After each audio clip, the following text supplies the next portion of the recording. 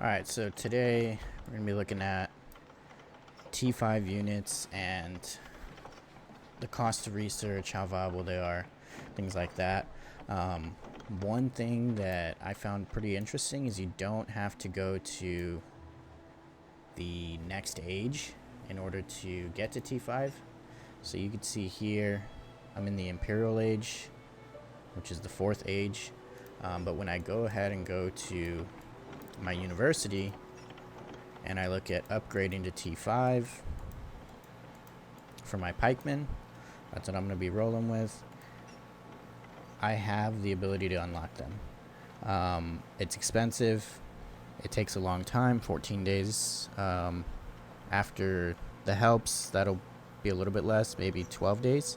And that's if that, but it's interesting. You don't have to go to the 5th age to actually unlock T5. It's really expensive to get the T5 tech. I haven't even finished the Pikeman Health, which I can't do that. Got to get to Town Hall 21. I could do one more of Pikeman Defense. That's another 6 days.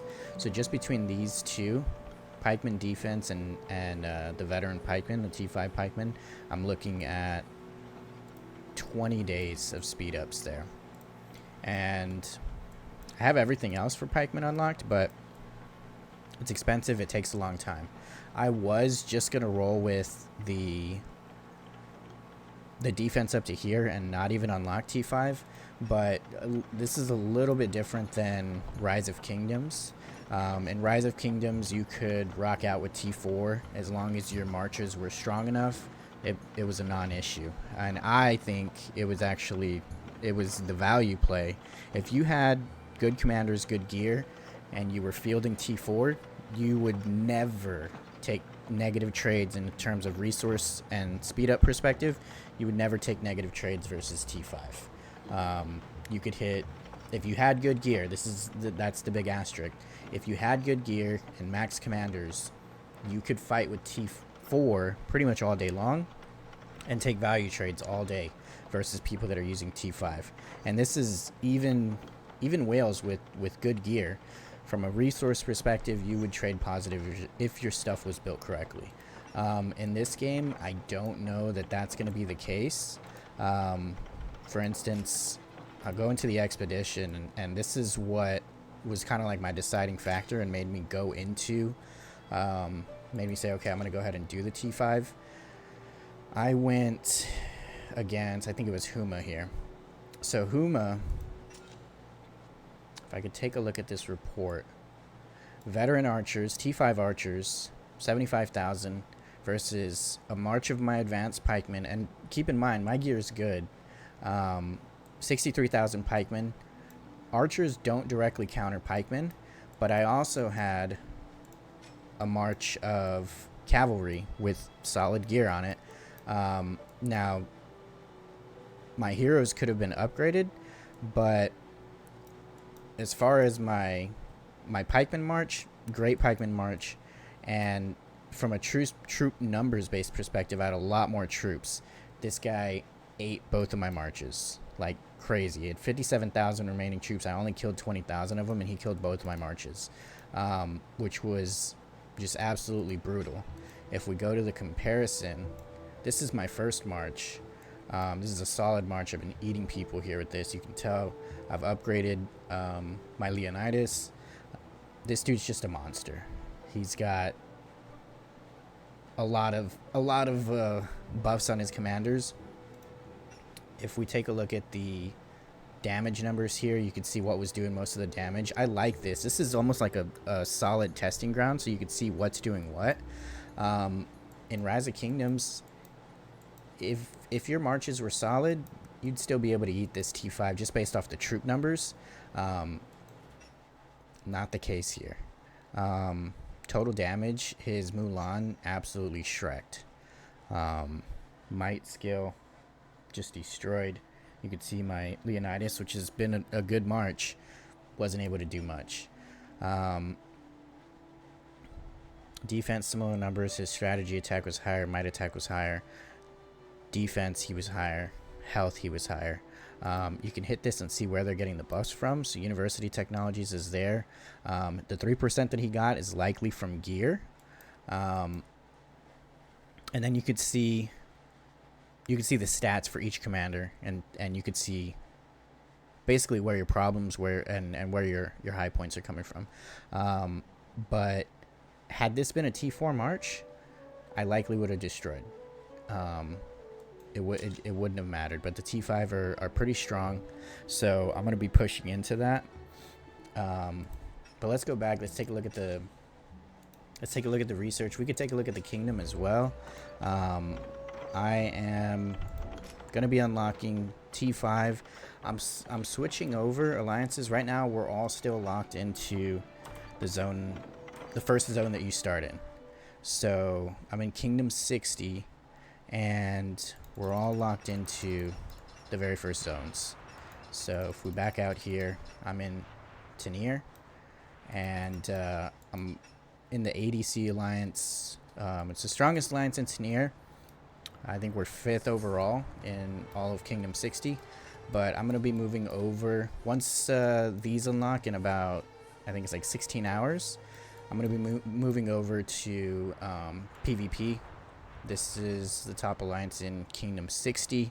We can go ahead and take a look at the power rankings here. If you guys want to compare Kingdom 60 power rankings to some of the other kingdoms. I saw there's a few kingdoms out there that are just monster, but from what I could see, our kingdom isn't necessarily weak. Kingdom in terms of days is 10 days old. So not a very old kingdom. We have a good assortment of whales. Control right here, absolute monster. He's at 4 million power. Huma, this is the guy that I faced off, obviously as well a monster. And so there's a good assortment, not necessarily a huge drop off like there is in some of the other kingdoms. Some of the other kingdoms I saw that there was one dude at like 30 million power, former Rise of Kingdoms player, and then everybody underneath him was a pretty far ways down. It would be the same case if he was in this kingdom, but we have a decent number of fairly strong players. For example, I'm at 2 million power, and I'm right on the verge of unlocking my first T5 group. So it's safe to say that anybody that's pretty much around 2 million power should be getting their T5 very soon. So if we come down here, at 10 days in, that means we have roughly around 30 to 35 people that are going to be unlocking T5 very soon. I'm going to go ahead and pop the research for this because I got to get the helps in before reset. I'm going to be without an alliance. You have to leave your alliance 12 hours before reset if you want to be able to join in to another alliance on the next day. So I got about an hour and 30 minutes here. Hopefully I can get the helps that I need before the timer pops on me here. So 14 days. I have a lot of resources in my bag. So I'm just gonna go ahead and pop that. Go ahead and take the 14 days. Alliance assistance. We'll wait for our 14 helps. You can see them coming in and the time going down. So it was about 14 days and some hours. And we'll see how long after all these helps come in, what that equates to. For my rock players, you know, we used to bust out the pen and paper, and or there was a website for it too, but you can go ahead and check out how much resources you have after counting everything by hand or putting it into a calculator by hand. You know, you would have to type it all in. One thing that I love about this game is you hit your bag, you go ahead and go to your resources tab, and it shows you exactly what you have here. Now I just used everything to upgrade the T5, so that's gone, but I still have 200 million resources in the custom resource chests, and then I can take a look at my speed ups as well. I got a decent amount of universals. Still have some building speed ups. I don't have any reason to rush any buildings right now because I still have a lot of research to complete. If the buffs were really big on the university so I can get faster research, I would have pushed more buildings, but it's really not that large. By the time I make my next push, I'll probably have creeped up in building power, and any buildings that I need to upgrade, I'll go ahead and speed those up. This will likely go up by, you know, a large amount by that time. Training speed ups, I've used virtually none. I've used a couple before I go to sleep just to make sure my training queues are full. But there's no reason for me to push troops right now. I have the troops that I need for a full march of infantry, and I'm likely not going to be fielding more than one march.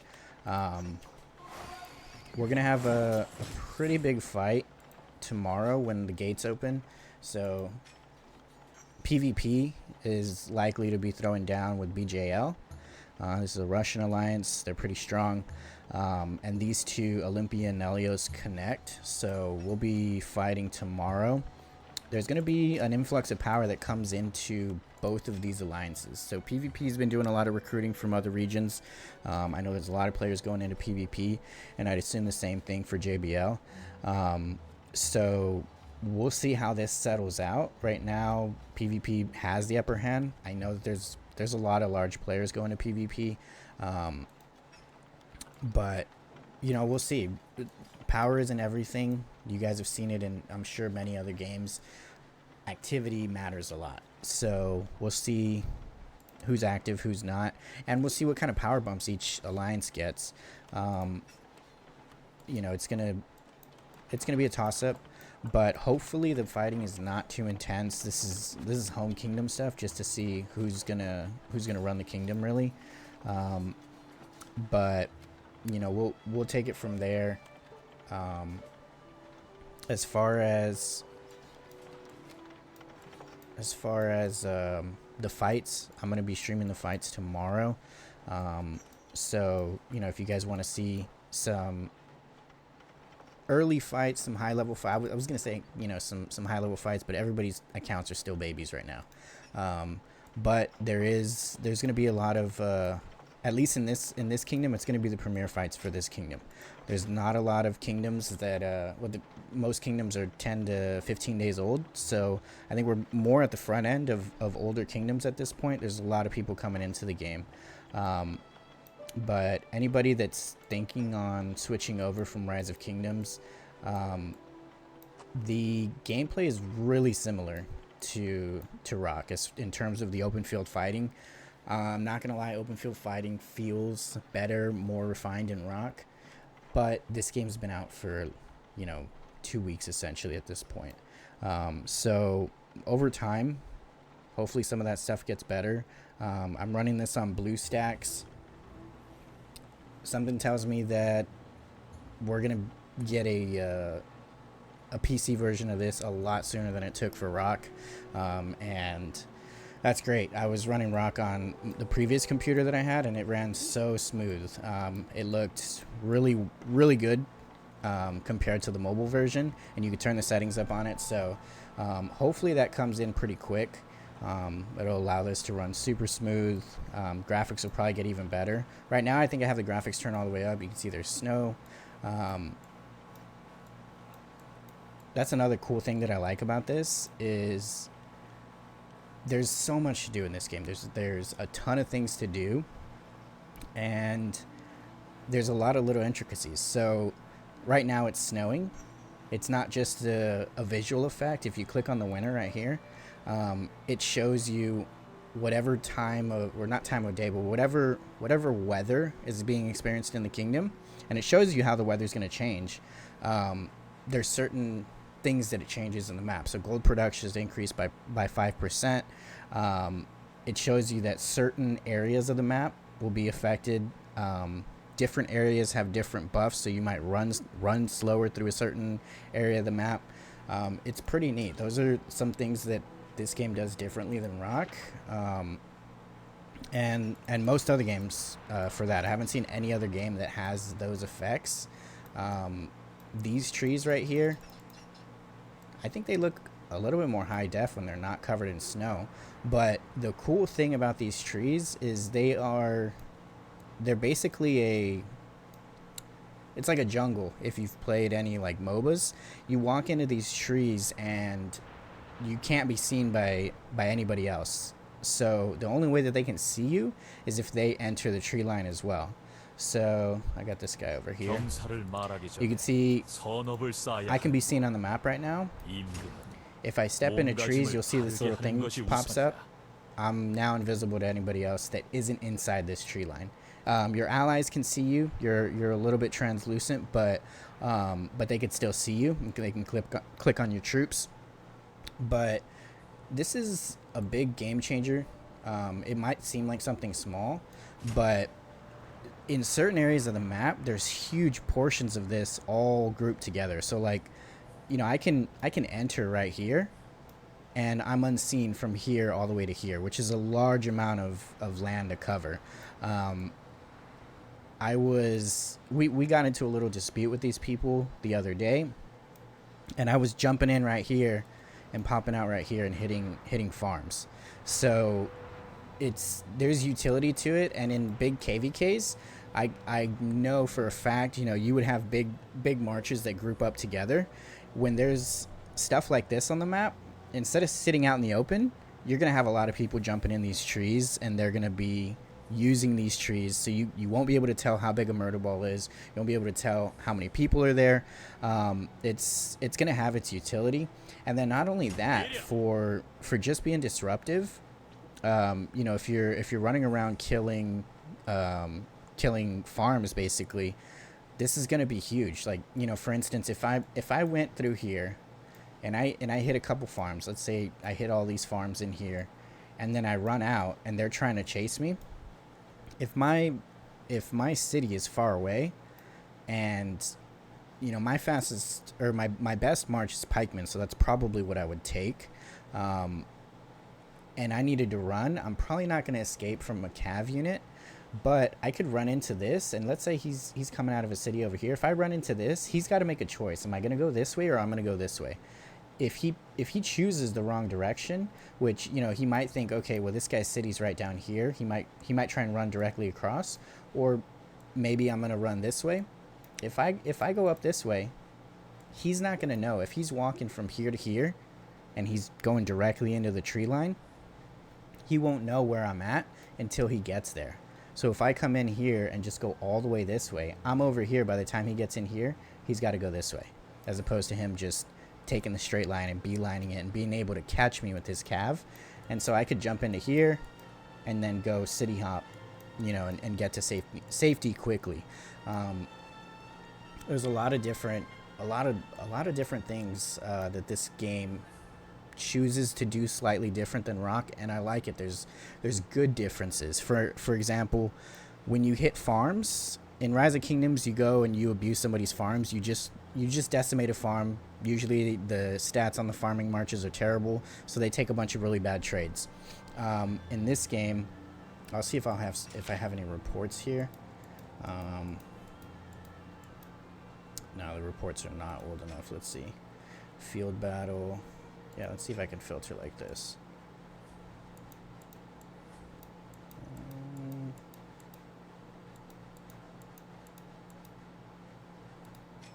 Solo battles, rallied armies, durability reports.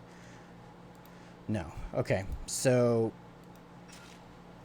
I wasn't able to view it, but when you hit somebody's farms, whatever they've gathered, you basically steal it, which I always thought that should be the case in Rise of Kingdoms. Like, if you hit a farming march in Rise of Kingdoms and they take off running back home, if they make it back home, anything that they farmed, they would get, which makes sense. But if you killed their march and they didn't make it back home, those resources were just lost. You wouldn't get those resources. In this game, if you kill the march, you essentially plunder what they gathered. You steal the resources from them. So not only do you make them take a bad trade, but you get those resources in return. And it takes you a few seconds to kill a march, and you might, depending on how long they've been on that node, you're going to gather all those resources. Excuse me. So it's a positive play in more than one way. And in big KVKs, you know that people will run a march through, you know, a hive, and they'll go hit all the people on the way. And here's the catch, right? If you catch that dude and you kill him, I haven't seen it happen yet, but I'm assuming if he's full of resources, he's got his march maxed out in terms of load that he can carry. I would assume that you could steal the resources back. So we'll see how that plays out tomorrow. But as far as that, I mean, I'll have some good content coming out tomorrow. I'm gonna be a one march wonder. In terms of kill points, the kingdom here has been pretty peaceful, so we can go into merits. We haven't done a lot of fighting. Overall, I'm 13th, and we got into a few small disputes, and I was fielding one march the whole time. So, you know, could I have gotten more kills if I fielded more marches? Sure. But I don't like taking bad trades. So I had one pikeman march out there, and it was doing well. It was taking really good trades. People were hitting me with their murder balls, and or I would just go into a murder ball, and I mean, to be honest, my city right now, or my account, is pretty well powered relative to everybody else in the kingdom. So the majority of players were smaller. I was just eating them. Could I have fielded one more march?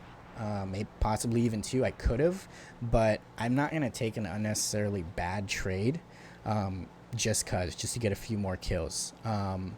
And you know, you would see a lot of people do that in Rise of Kingdoms. They would field 3, 4, some people would even field 5 marches when really they only had 1 or 2 good marches. I was always super against that.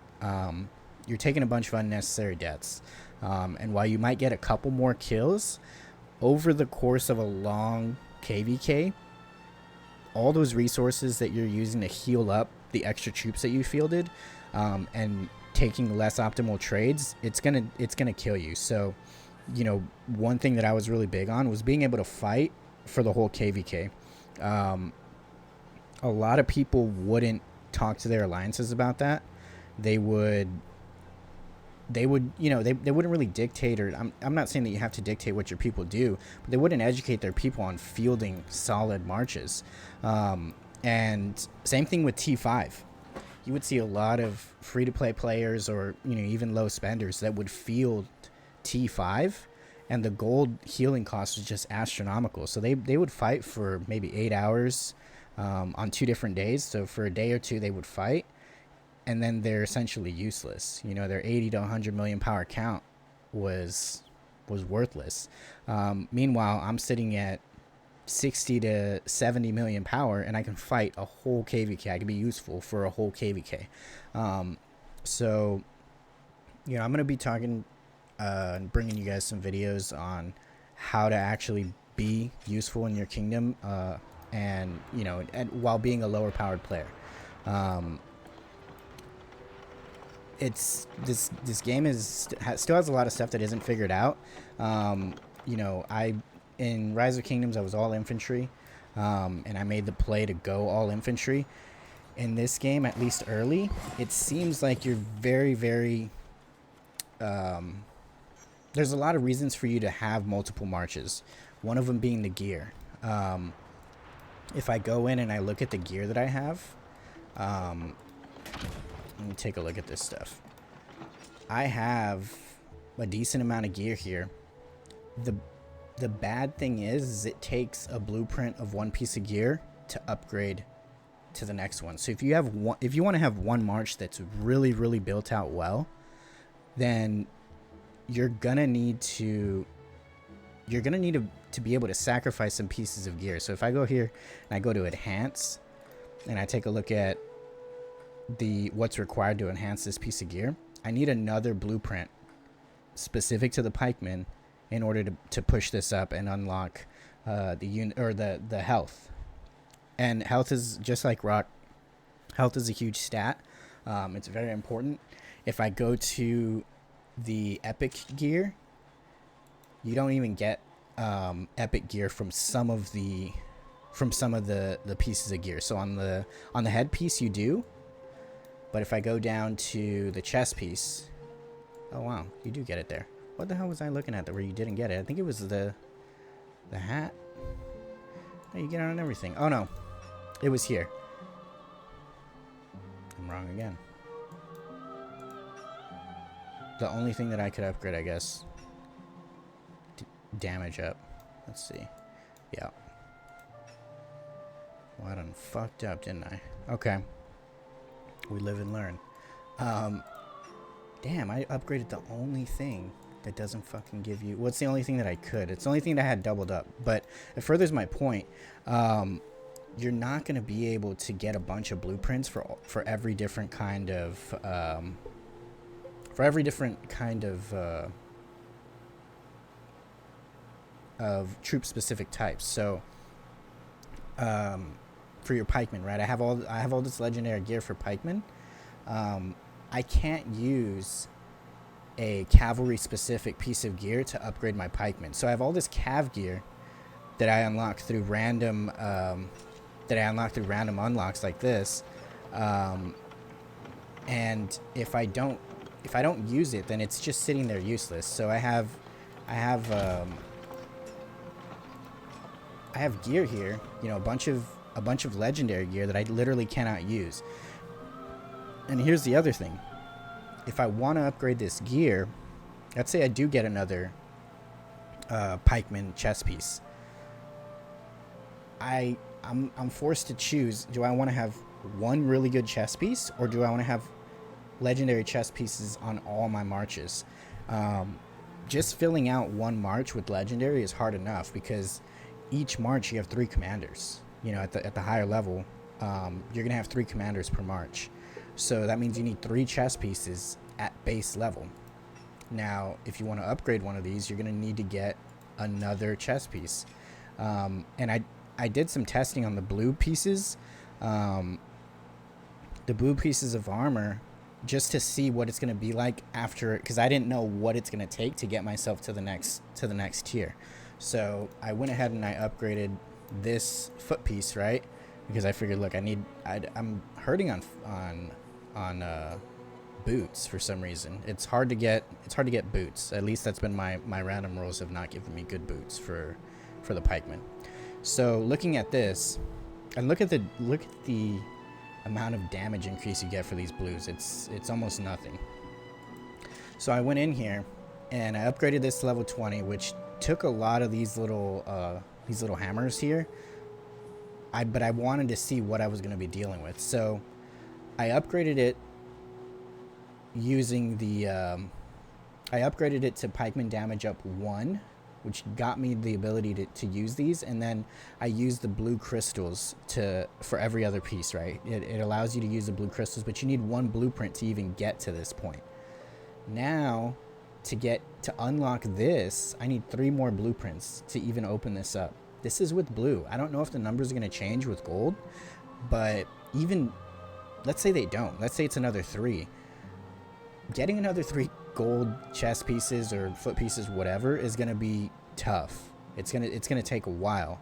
So to upgrade every one of these, you know, even on one march or even on one hero, it's going to take a lot of blueprints. So what I decided is, look, I'm going to have cav and I'm going to have pikemen. That way some of this gear is not being wasted. It's just unfeasible for me. It's not feasible to go with one troop type. So I'm working on getting a cav march ready. As far as my march for... Let's see if I could take a look at my gear. So this is who I'm fielding for my infantry. So I have all legendary except for the boots here. Second set of armor. Because I don't even have a set of boots there. Let me see. I might have taken them off. Is this person out? Yeah, she's out. I can't put her on because she's out. and my third guy I'm using Freddy. In den Kampf für Zukunft und Gegenwart. It's really early game still, but Den Starken just by zum the amount of drop rates and the randomness of a lot of these drops, you can tell that it's gonna be a motherfucker to get these really built out the way you want it to, unless you're just super whaling. But the whales, they're gonna get what they want either way. But for most of us, it's not gonna be feasible to have more than one pikeman march for a while. So that pushes you in the direction of really diversifying your troops. Another thing is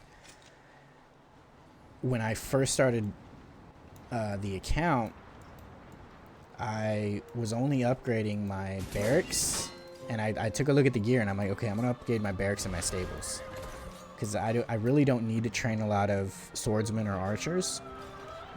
That was my play. I was going with that for a good while. I had these two at 18, and then I had my other two at like 12. I didn't realize that all of the buildings,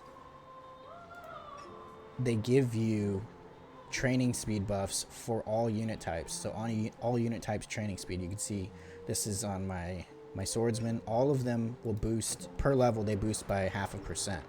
So I'm training less pikemen because I don't have my swordsman barracks leveled up. So don't make that same mistake. Level these up fairly evenly. Even if you're planning on just fielding pikemen. You don't want to neglect one of these buildings, because you're getting training speed buffs for all your units on each one of these. So stables, training speed, all unit types. That's one thing. And then right here, I wanted to talk about this as well. Long-term play, I don't care how your resources are doing. When the mysterious merchant pops up, go in. Oh damn, I've already ran through this, I guess. Go in, and you can see I bought anything that I could get my hands on that was for sale with resources. Resources are easy to come by if you're pretty diligent about your farming, and just sending your gatherers out whenever they come home. Resources for right now, from what I've seen, are not going to be a problem for you. So I would take anything that you can get with resources, regular resources. Your merits, or what are these called? Your coins. Don't use those. There's far better value that you can get for using those. But resources, anything you can get your hands on, even experience. In Rise of Kingdoms, you wouldn't really get experience tomes. There's tons of different ways to get these, and so you wouldn't buy them from the merchant. You'd save your resources, save your gems. In this game, use your resources to get those experience tomes. It is a motherfucker to level up your heroes in this game. My max level for Leonidas, I think, is 90 that I can get him to, just based off of my tavern. I've been slowly farming up barbs with him. I put him at 85, and I'm like, I'm gonna get some value out of farming barbs with this guy. Same thing with Joan of Arc. It's rough. It's rough getting your heroes leveled up, but I like that. It makes the game a more long-term play. You can't just have a hero drop, boom, max him out instantly. Now, your whales are going to do that either way, but most of us won't be able to. I like that this is going to give the game, it's going to give the game a lot of longevity. And another thing that it's going to do, with having 3 heroes per march, right? If I pull this up, having 3 heroes per march is going to do one other thing. It's going to naturally lessen the amount of marches you have on the open field. So if you played Rock, KVKs could get super hectic. Everybody's got 3-4 marches. You have whales that are fielding 7 marches. And there's so many marches on the field that you guys know the lag gets crazy. With putting 3 commanders per march, that means that you have to level up and make one extra commander per march battle ready. So if you have 2 marches, with 3 commanders apiece, that used to be 3 marches in rock, right? And so on and so forth as you go down the line. It's gonna reduce the number of marches you see on the open fields, and I think that's a good thing. Over time, when you have these big KVKs, you're not going to have huge clusters of players. It's just going to naturally amount to less lag. So a lot of different things to look forward to with this game. This game's been out for 2 weeks. There's so much content. I'm going to be coming out with a guide for the expedition. I have the island tactics maxed out right now. These are unlocking as we go. So I'll have an island tactics guide, Apex Arena. I'll have a guide for this as well. We just unlocked the second march. In 3 days, we're going to unlock the third, and this is when I'm really going to start falling behind to some of these whales. Luckily, everybody else likely is too. Right now, I'm able to easily keep up, stay in the top 20 to top 50. I have some of these left. I can push up if I wanted to, but I'm trying to kind of creep in the back because as these players climb up the list, they see you as an easy target. They'll take you out. You get 5 free gold heads a week, universal gold heads.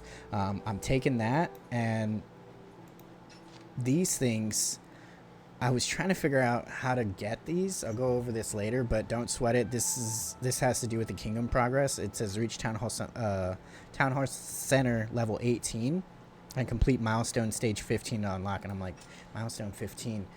It's the kingdom's milestone, so these won't be out for a while. But really, the things that you want to get out of here are going to be the gold heads. Obviously, these when they become available, and to be honest, your experience and your skill points. Skill points are rough to come by as well. I wouldn't pick up keys. The drop rates on them are pretty low, so I just wouldn't grab them. And then you get free resources out of these. Same thing with this thing. It's limited time, but max it out whenever you can. I think I still have a few more levels that I need to go here. Some new ones unlocked today. Oh no, they didn't. I thought they were going to. I need to finish this one, but you get free you get gold heads for completing these. Now I believe I already got all of them, but you get to pick either Joan or what is this, Josephine. You get a couple free gold heads there. As this goes on, I would say you're not going to want to get too far behind. There's a lot of things that you can get. Currently, I've already maxed it out, but there's still a lot of stuff that you can buy, and some of this stuff takes a lot of gold coins. So I'll have a whole guide coming out for this as far as what skills are the best to pick up. But the short of it is everything runs on a timer. So you have a timer here for the amount of resources that you can collect at idle. It's free resources, free experience, so that's good. Same thing with island tactics. You have a timer here that gives you these coins, and you can buy stuff from the store here. You can see I've already sold out of most of the blueprints, and I've got a lot of coins here left. I bought all of these upgrade hammers, and I'm gonna start picking these up. But I haven't seen that there's a very big lack of these, or like you're not really scrambling for your iron meteorites. To be honest, I'm probably gonna end up picking up a lot of these, just because the skill points are pretty difficult to come by. I'm not fielding archers, I'm not fielding swordsmen, so I'm just leaving these here. I would say pick these up too. You're gonna need to get these, but I'm waiting right now because I want to max out the iron and the skill points. So 4 days to kind of figure out exactly what I want to spend stuff on. So I'm just not moving too quickly there. I'm probably gonna pick up a lot of experience as well. Experience has been rough. Again, we're 10 days into the kingdom. KVKs haven't even been announced yet, so it'll be some time before before we face another kingdom. But in tomorrow's battles, I do wanna get ready for those. So that's pretty much it. I'm gonna be coming with some more targeted videos, pretty much every day if I can. We'll see. There, at this point, there's been something new coming out almost daily. The game launched and we had Island Tactics and this Battlefield Survivor, and then like 4 days later we had Apex Arena, and then I think a day after that we had Military Exercise. This game has a ton of content to launch with. I can't wait till they come out with something like the Sunset Canyon, I believe is what it was called, in Rise of Kingdoms, where you get to take in a few marches and in real time get to fight with some of your teammates. When they start releasing stuff like that, it's going to be really fun to stay active, because there's a lot to do in this game right now, but it's all, you're doing everything by yourself. Once they start incorporating different game modes where you can play with your teammates, it's going to be pretty fun. So that's pretty much it for now. I'm going to be streaming the fights tomorrow. You know, give me a like and a follow or a subscribe, and you know, tune into the live streams. Anybody from Kingdom 60, you know, reach out to me in game. And even if you're not in Kingdom 60, we'll see how this kingdom matures. Right now, my plan is to stay here. We have some pretty big players, and you know, it seems like a good amount of activity. So we'll see how the kingdom matures. If everything looks good here, when migration opens, we'll probably be looking to pick up some more players. I have a lot of experience with migration and top level kingdoms. So for rock players, anybody that knows Kingdom 93, I was there KVK 1 through 3, and then I migrated out to Kingdom 1846.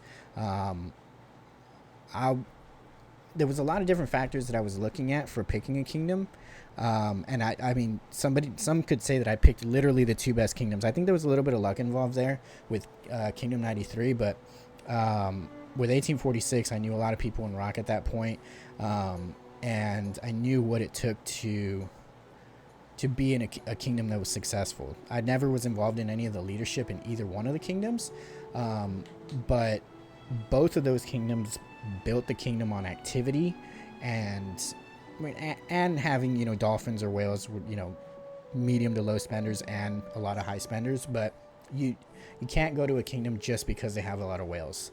Activity is super important and organization is important. So I'm not going to lead anybody in the wrong direction if Kingdom 60 doesn't have it going on, but right now there is some pretty organized groups here. So if everything goes well, you know, we can start organizing for very active people to come into the kingdom.